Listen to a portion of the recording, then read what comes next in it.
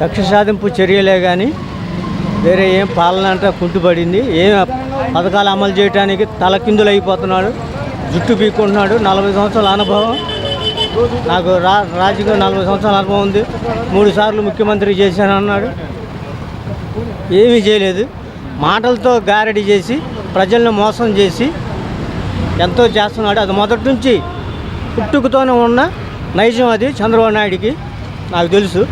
నేను భువన వెంకటరాముడి దగ్గర నేను చేశాను. తర్వాత మన ఇది తగిలిన శ్రీనివాసరావు గారి దగ్గర చెప్పారు.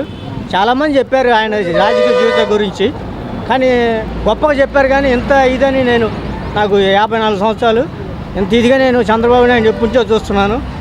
భువన వెంకటరామరెడ్డి గారితో చంద్రబాబు నాయుడు తిరిగింది కూడా నేను చూశాను.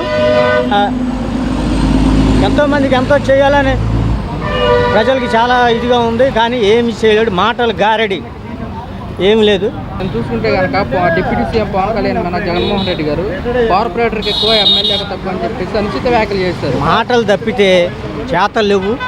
పని చేసేవాళ్ళు కాదు వాళ్ళు. మాటలు ఏదైనా ఇప్పుడు డిప్యూటీ సీఎం గారు ఉన్నారంటే ఆయన ఒక ఇది దానికే పరిమితం, ఆయన యాక్టింగ్కే పరిమితం. ఇప్పుడు ఈ రోజుకైనా కానీ ఆయన ఎన్నో మాటలు చెప్పాడు, ఎంతో చేశాడు.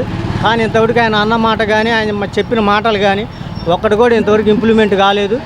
అది నాకు తెలుసు, నేను చూస్తున్నాను ఎప్పటి నుంచో. నాకు కూడా కొద్ది గొప్ప రాజకీయ అనుభవం ఉంది. ఎవరు ఏంటనేది నాకు తెలుసు. అందరు సీఎంను చూస్తున్నాను, కానీ ఇలాగా మాటలు గారడి చేసే సీఎంని చంద్రబాబు నాయుడునే చూస్తున్నాను.